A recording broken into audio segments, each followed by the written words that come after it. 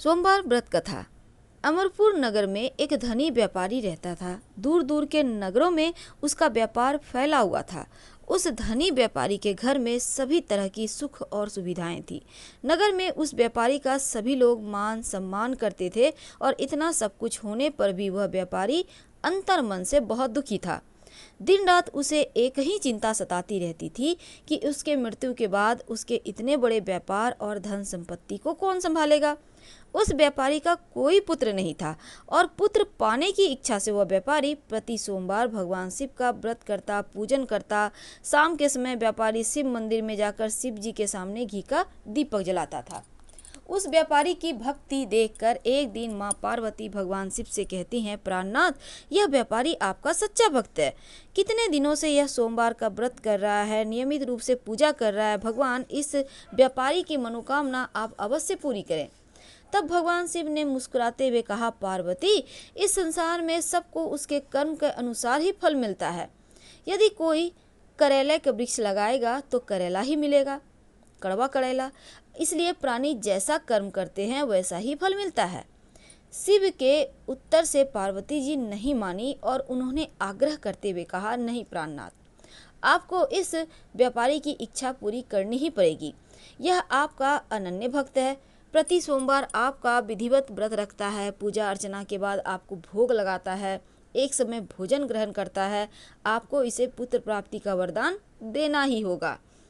अब माँ पार्वती का आग्रह देखकर भगवान शिव कहते हैं, तुम्हारे आग्रह करने पर मैं इस व्यापारी को पुत्र प्राप्ति का वरदान देता हूँ, लेकिन इसका पुत्र 16 वर्ष से अधिक जीवित नहीं रहेगा। भगवान शिव ने स्वप्न में उस व्यापारी को दर्शन देकर पुत्र प्राप्ति का वरदान दिया और उसके पुत्र के 16 वर्ष तक जीवित रहने की बात भी बतलाई। भगवान शिव के वरदान से व्यापारी को खुशी भी हुई, लेकिन पुत्र की अल्पायु की चिंता ने उस खुशी को नष्ट कर दिया। अब व्यापारी पहले की तरह सोमवार का विधिवत व्रत रखता रहा। कुछ महीने बीत जाने पर व्यापारी की पत्नी ने गर्भ धारण किया और 9 महीने पश्चात उसके घर अति सुंदर पुत्र उत्पन्न हुआ। पुत्र जन्म से व्यापारी के घर में खुशियां भर गई। बहुत धूमधाम से पुत्र जन्म का समारोह मनाया गया, लेकिन व्यापारी को पुत्र जन्म की अधिक खुशी नहीं हुई, क्योंकि उसे पुत्र की अल्पायु का रहस्य पता था। अब व्यापारी ने पुत्र की अल्पायु का रहस्य घर में किसी को नहीं बताया और विद्वान ब्राह्मणों ने उस पुत्र का नाम अमर रखा। जब उस व्यापारी का पुत्र अमर 12 वर्ष का हुआ तो उसे शिक्षा के लिए वाराणसी भेजने का निश्चय किया गया और व्यापारी ने अपने साले को बुलवा कर कहा, दीपचंद, अमर को वाराणसी छोड़ाओ, यह वहाँ रहकर शिक्षा प्राप्त करेगा। व्यापारी ने दीपचंद को बहुत सा धन देकर अमर के साथ विदा किया। अब रास्ते में जहाँ भी अमर और दीपचंद रात्रि में विश्राम करने के लिए ठहरते, वहीं पर यज्ञ करते, ब्राह्मणों को भोजन करवाते। लंबी यात्रा के बाद अमर और दीपचंद एक बड़े नगर में पहुँचते हैं। उस नगर के राजा की कन्या के विवाह की खुशी में पूरे नगर को खूब सजाया गया था। निश्चित समय पर बारात आ गई, लेकिन बारात आने के बाद वर के पिता को बहुत ही चिंता थी, क्योंकि वर का एक आंख से काना था।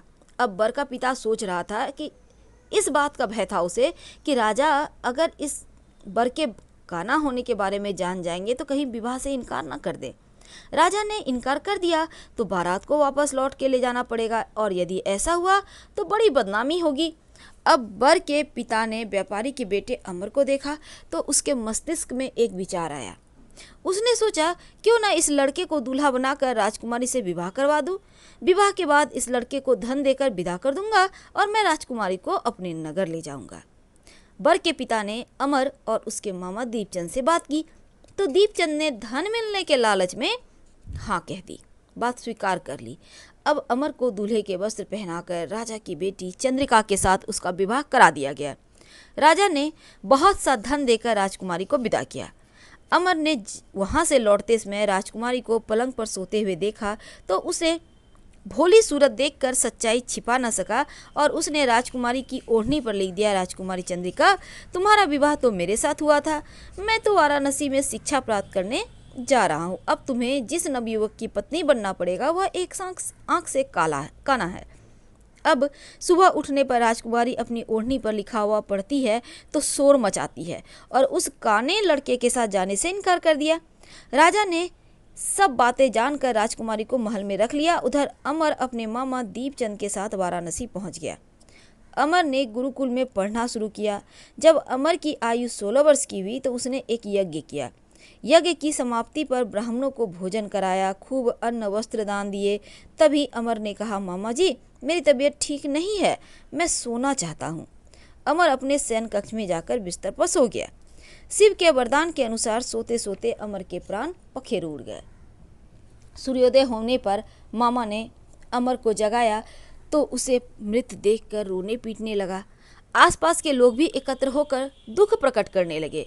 मामा के रोने के बिलाप के स्वर समीप से गुजरते हुए भगवान शिव और माँ पार्वती ने भी सुना। तब माँ पार्वती भगवान से कहती हैं, प्राणनाथ, मुझसे यह रोने का स्वर सहन नहीं हो रहा, आप इस व्यक्ति के कष्ट को अवश्य दूर करें। भगवान शिव ने पार्वती के साथ अदृश्य रूप में समीप जाकर अमर को देखा तो पार्वती से कहते हैं शिव जी, पार्वती यह तो उसी व्यापारी का पुत्र है, मैंने इसे 16 वर्ष का आयु का वरदान दिया था, इसकी आयु पूरी हो गई, इसके प्राण पखेरु उड़ गए। अब पार्वती ने शिव जी से निवेदन किया, प्राणनाथ आप इस लड़के को जीवित करें, नहीं तो इसके माता पिता पुत्र की मृत्यु के कारण रो रो कर अपने प्राणों को त्याग कर देंगे। इस लड़के का पिता तो आपका परम भक्त है, वर्षों से सोमवार का व्रत करते हुए आपको भोग लगा रहा है। पार्वती के आग्रह करने पर भगवान शिव ने उस लड़के को जीवित होने का वरदान दिया और कुछ ही पल में वह जीवित होकर उठ बैठा। सारा वातावरण खुशियों से भर गया। शिक्षा का समापन करके अमर अपने मामा दीपचंद के साथ अपने नगर की ओर चल दिया।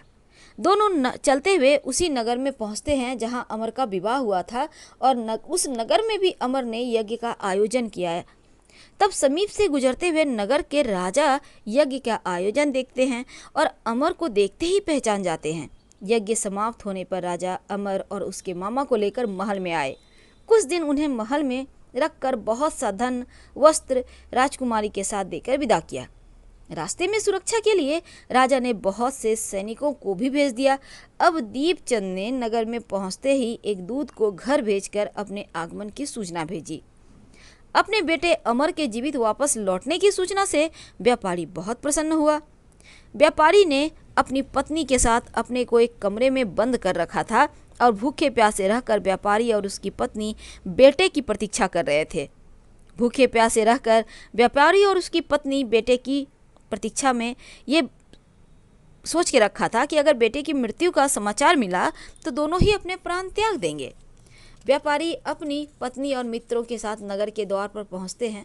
अपने बेटे के विवाह का समाचार सुनकर पुत्र वधू राजकुमारी चंद्रिका को देखकर व्यापारी की खुशी का ठिकाना नहीं रहा और उसने अमर को छाती से लगाकर बहुत प्यार किया।